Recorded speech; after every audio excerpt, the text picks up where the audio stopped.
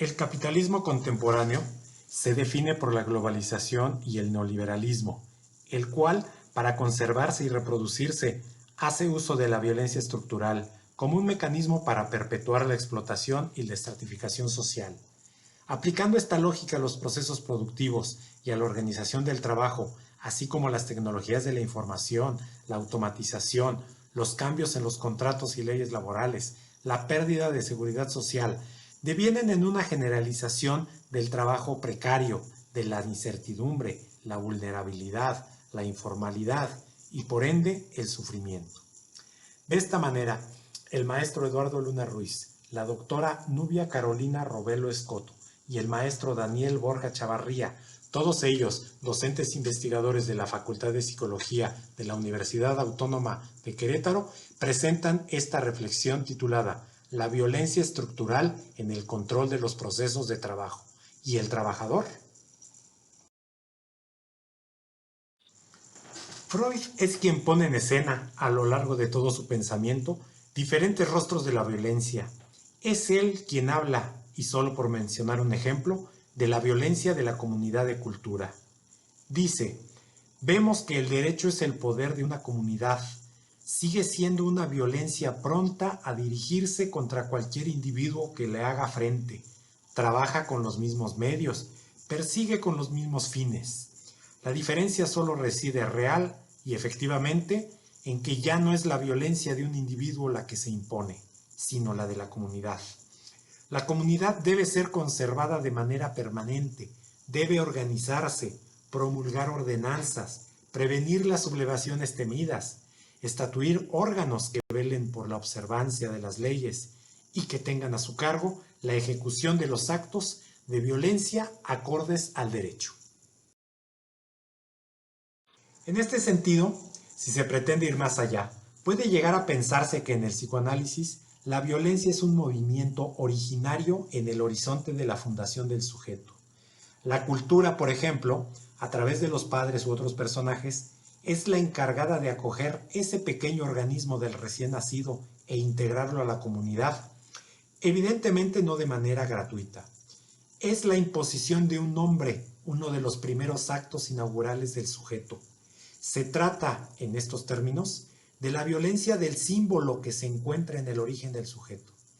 Es necesario que ese organismo se asuma como representado en el nombre que le ha sido asignado para abrir las puertas que posibilitan el pasaje de la naturaleza a la cultura, tal y como lo afirmaría el antropólogo francés Lévi. Es así que, como Marcuse lo había adelantado hace tiempo, nos encontramos frente a una especie de violencia que paradójicamente es necesaria para la emergencia de los sujetos. Es a través de la violencia que una generación anterior se hace cargo a nombre de la cultura misma, de las generaciones por venir, a través de una represión primaria que es necesaria para instituir al sujeto y una represión secundaria que da cuenta fundamentalmente de un exceso y cuyo objetivo es el control disciplinario y el dominio del cuerpo al servicio de ciertos intereses, fundamentalmente ideológicos, políticos o económicos. Se trata ya no de una violencia que apunta al sostenimiento o al hecho de dar cabida a una existencia, sino a la explotación a ultranza del organismo y de sus producciones. Las nuevas formas de violencia que testimoniamos en nuestro país y en el mundo contemporáneo atraviesan todos los niveles y registros que organizan el campo de lo social, desde el campo de la educación hasta el dominio de la sexualidad, pasando por el trabajo doméstico e incluso la explotación a ultranza de los recursos del planeta.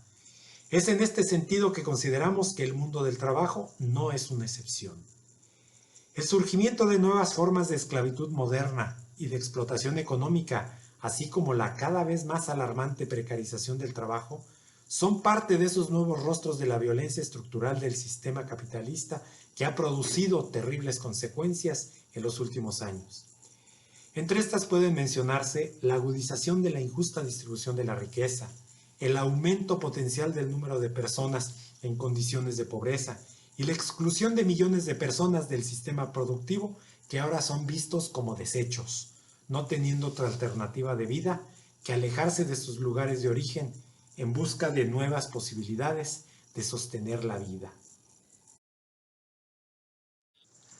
La violencia, aquella que denuncia Zizek, ejercida por el mercado capitalista, así como por quienes ponen en marcha dicho mercado.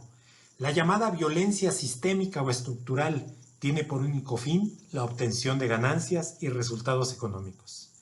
La violencia estructural tiene dos caras. Una es la violencia objetiva, la cual es invisible puesto que sostiene la normalidad de nivel cero contra lo que percibimos como violento. La segunda, la violencia subjetiva, es visible, tiene agentes ejecutores y es una consecuencia de la primera. Aquí cabe hacerse una pregunta elemental. ¿Quién es el responsable de la violencia sistémica? La respuesta es compleja. Todos y nadie en particular, porque cada uno encontrará el modo de racionalizar sus conductas y así evadirse de la responsabilidad de sus acciones. No hay culpables. Todo es consecuencia natural del mercado y de su regulación a través de la mano invisible.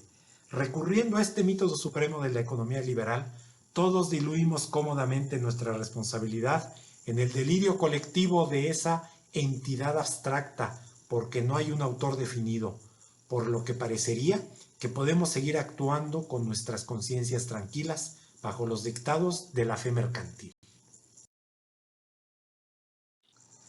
Durant plantea la situación actual de los procesos de trabajo a partir de la crisis de finales de la década de 1970, donde el modelo taylorista-fordista deja de ser eficiente y por consecuencia el Estado benefactor y las políticas keynesianas fueron desapareciendo.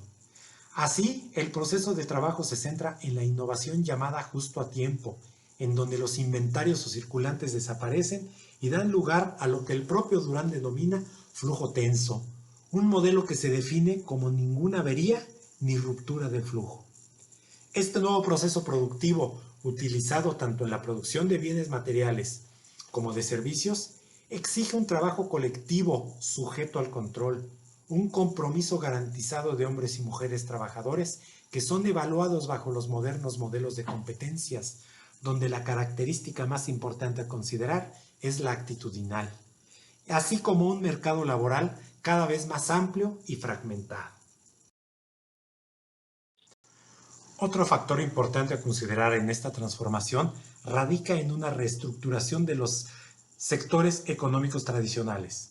El trabajo industrial, que representa estabilidad, cede el paso al trabajo de los servicios y su efecto de fragmentación del mercado laboral, incluso su impacto en el crecimiento de la llamada economía informal.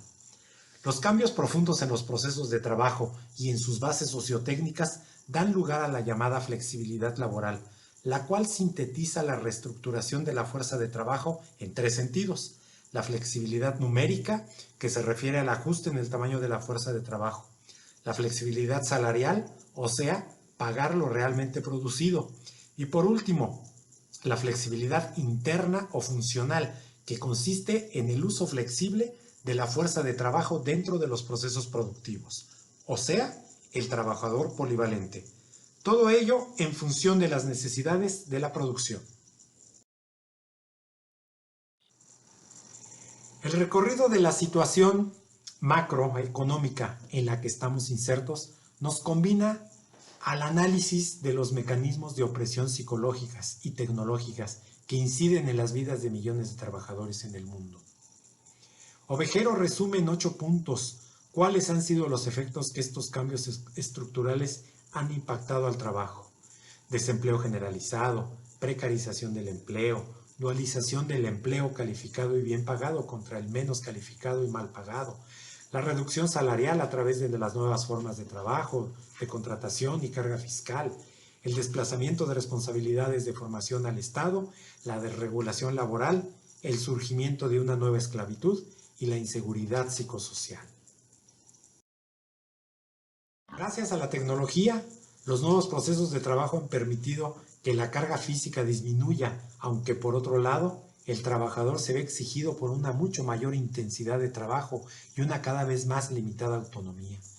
Caso especial de los trabajadores en el sector de los servicios, donde el cliente usuario se ha incorporado al proceso de trabajo y en donde la relación es cara a cara exigen a hombres y mujeres un trabajo emocional adicional. Las interacciones sociales ya no son parte del trabajo, sino es el trabajo mismo. La situación laboral actual, en donde prevalecen situaciones de precarización, provoca un aumento en los riesgos psicosociales que repercuten en la salud de los trabajadores, entendiendo salud en un sentido amplio, tanto física, psicológica y social. La seguridad psicosocial, como lo señala Ovejero, se suma a la inseguridad laboral y jurídica. Como efecto colateral, la familia se ha convertido en una institución inestable, frágil y vulnerable, mientras que la escuela ya no cumple con su misión y función social. Cabe reflexionar si el trabajo cumple sus funciones esenciales como el sentido de vida, la identidad, la maduración personal, la interacción y contacto social, entre otros, o más bien nos está llevando en una dirección inversa, pues como dice Chul Han, en esta sociedad de obligación, cada cual lleva consigo su campo de trabajos forzados, y lo particular de este último consiste en que allí se es prisionero y celador, víctima y verdugo a la vez. Así, uno se explota a sí mismo, haciendo posible la explotación sin dominio.